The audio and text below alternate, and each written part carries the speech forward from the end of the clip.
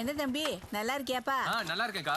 அண்ணே ஹாய் செல்லிக்குட்டி. அக்கா எரும மாடு எத்தனை லிட்டர் பால் கறக்குது? தம்பி இது எரும மாடு இல்ல பசு மாடு. அது பசு மாடுன்னு எனக்கு தெரியாதா? நான் கறக்கிற எரும மாட்டை கேட்டேன். இப்படிலாம் முறைக்க கூடாது. மாடு மிரளுமா இல்லையா?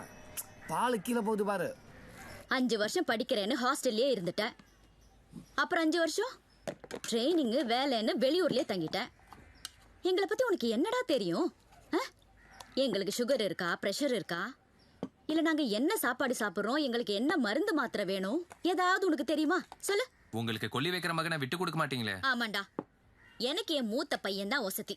நீ பணம் அனுப்பிட்ட மட்டும் போதுமா? இந்த குடும்பத்துல எந்த நல்லது கெட்டது நடந்தாலும் அவன் தானே எல்லாத்தையும் பார்த்து பார்த்து செய்யறான். ஆமா, உன் பெரிய மகன் வீட்டுக்கு, நான் நாட்டுக்கு. திருச்சி வந்து உன் மகனை பத்தி கேட்டு பாருங்க. இப்படி ஒரு மகனை பெத்த மகாராசின்னு உங்களை உச்சி வந்து பாராட்டுவாங்க. அவ்வளவு நல்லது பண்ணிருக்கேன் நானு. ஆமா, உன் பெருமையை நீ தான் மெச்சுக்கணும். அம்மா வந்தது வராம என் தம்பி கூட சண்டை போட்டுட்டு இருக்க. ஏய் போய் சாம்பார் எடுத்துட்டு வாடி. வெளியூர்ல என்ன பண்ணி என்னப்பா, உள்ளூர்ல நீ ராஜாவா இருக்கனா? ராஜாதான். இன்னைக்கு மாப்பிள்ள ஊருக்குள்ள ராஜா தானே. என்னென்ன பாக்குறீங்க? அந்த ரவுடி பைய பவானி சம்பந்தப்பட்ட ஆட்கள்லாம் மதுரைக்குள்ள எவ்வளவு அல்சாட்டியம் பண்ணாங்க. அத்தனை வேத்தியம் போட்டால என்கவுண்டர்ல யாரு? உங்க தொம்பிக்காரு தான். இதை விட ஊருக்குள்ள வேற என்ன நல்லது பண்ணணும்னு நினைக்கிறீங்க? அட்டிக்கு வானவங்களே ஹாப்பி தானே.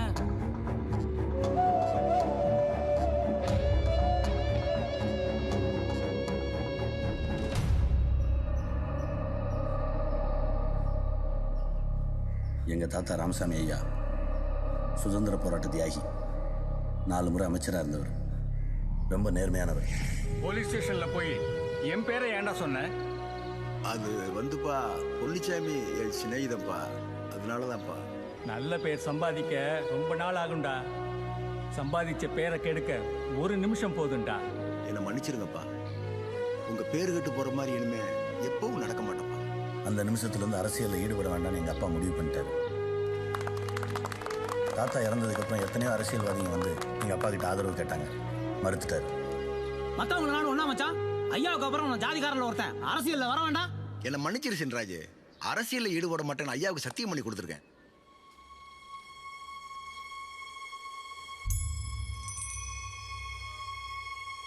நீங்க வர வேண்டாம் மச்சான், நான் மாப்பிளைய கூட்டிட்டு போறேன். சின்ராசு என்னை வலுக்கட்டாமல் எடுத்துட்டு போனான். வாடி. அன்னைக்கு தான் என் வாழ்க்கையே மாறிச்சு. சின்ராசுக்காக ஓட்டு கேட்டு வீடு வீடாக போனேன். அப்போ தான் மக்கள் என் தாத்தா மேலே வச்சிருக்க மரியாதையை நான் பார்த்தேன். அந்த எலெக்ஷனில் என்னால் சின்ராசு ஜெயிச்சான், மந்திரி ஆனான். அடுத்த 4 வருஷத்தில் அவனுக்கு பணம் பதவின்னு எல்லாமே கிடைச்சிச்சு. எவ்வளோ பணம் இருந்து என்னடா பிரயோஜனம்? நம்ம சாதி சாணம்ல ராமசாமி ஃபேமிலியை தான் மதிக்கிறாங்க. அட நீங்க வேறனே, அவங்க தெய்வம் இல்லைன்னா நீங்க ஜெயிச்சிருக்க முடியாதுன்னு பேசிக்கிறாங்க. ராமசாமி ஃபேமிலியை நான் ஜெயிச்சே ஆகணும். செல்வத்துக்கு அரசியல் சுட்ட கொஞ்சம் நீ காமி. உனக்காக எலெக்ஷன்ல 2 கோடி ரூபா செலவு பண்றேன். வரவும் வரவள உங்க தாத்தா பேரை சொல்லி ஜெயிச்சிட்டு போறான். நீ என்ன தப்பு? உனக்கு விருப்பம் நான் நில்லுப்பா. ஆனா ஒரு விஷயம், அரசியலை சம்பாதிக்கிற ஒரு பைசா கூட இந்த வீட்டுக்குள்ள வரக்கூடாது. அதே மாதிரி அரசியலுக்குன்னு பணம் எதுவும் என்கிட்ட கேட்கக்கூடாது. சரிப்பா. அந்த வெங்கடேஷ் பணம் தருவான்னு நம்பி தேர்தலில் நின்று நம்பிக்கை துரோகம் பண்ணான். என் ஃப்ரெண்ட் லால் கொடுத்த பணத்தை வச்சு எலெக்ஷன் வேலையை பார்த்தேன். ஒவ்வொருத்தர் காலையும் விழுந்தேன். ஆனால் என்னோட உழைப்பு, எங்கள் ஐயாவோட பேரை மீறி சின்ராசோட பண பலம் தான் ஜெயிச்சது. குடும்பத்துக்கு பேர் இருந்தால் மட்டும் பத்தா செல்வம், கொஞ்சம் பணமும் வேணும்.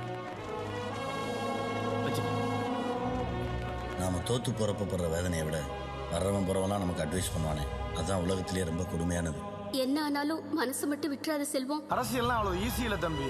லக்ஷ்மி நீங்க தோத்து போனத சாடையா குத்தி பேசுறா. அரசியல் எல்லாம் உங்களுக்கு சரி வராது, வேணா விட்டுருங்க. ராமசாமி ஐயாவே தோத்தது மாதிரி தான் ஊரே சொல்லுது. இப்படி ஒரு பேர் வந்துடக்கூடாதுன்னா அப்பவே அரசியல் வேணாம்னு நான் முடிவெடுத்தேன். எனக்குள்ள இருந்த அரசியல் ஆசை வெறியா மாறிச்சு. என்னை ஏழனமா பார்த்து அந்த உலகத்தை எட்டி மிதிக்கணும்னு கோவம் வந்துச்சு. இன்னைக்கு அரசியலை ஜெயிக்க பணம் தான் முக்கியம்னு உணர்ந்தேன். என் நண்பன் லால் மூலமா பவானி அறிமுகமான எல்லா பிசினஸ் மேன்களையும் மிரட்டி பணம் கேட்டேன். பணம் தராதவங்களை கொண்டு பாலத்துக்கு கீழே போட்டு எல்லா பிசினஸ் மேனுக்கும் பயம் வந்துச்சு. எங்களுக்கு பணம் வந்துச்சு. என் நண்பன் லாலை சின்ராசோட சேர வச்சேன். சின்ராசோட அத்தனை ஊழலும் இப்போ எனக்கு தெரியும்.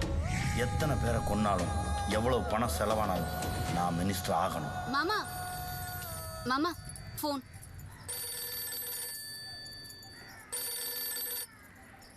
ஹலோ செல்வம், பவானி சம்பந்தப்பட்ட ஆளுங்க எல்லாரையும் போட்டது என் தம்பி தான் எனக்கு தெரியும். என்ன பண்ணலாம்? அவன் எஸ்ஐ கொண்ட கேஸுக்காக மட்டும்தான் இதுக்குள்ள வந்திருக்கான். மறுபடியும் திருச்சி போயிடுவான். நம்ம பிரச்சனைக்கெல்லாம் வரமாட்டான். விட்டுரு. சரி.